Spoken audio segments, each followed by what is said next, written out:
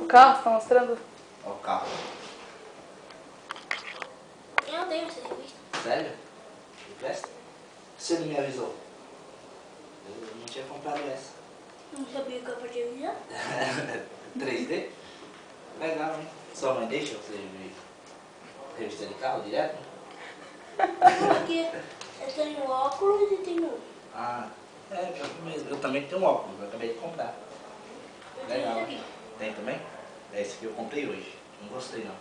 Qual? Você gostou da sua? Ah, esse carro ruim. Deixa eu ver. Dá pra ver? Ih, tá bom? Tá bom? Sério?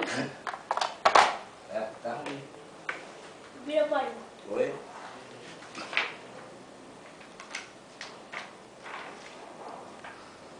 Aí não, né? Não Não dá pra dá, ver? não dá, né? Pois é.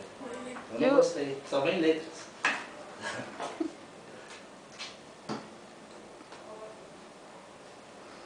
Deixa eu ver se dá pra ver você. 3D. Flávio tá em 3D? Tá em 3D, Flávio. Ele tem uma revista dessa e não avisou a gente. Ah, é? Ele comprou de carros 3D.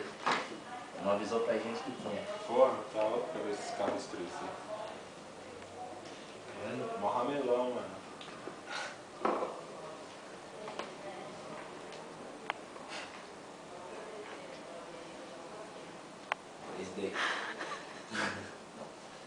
Olha, tá de lado, dá pra ver.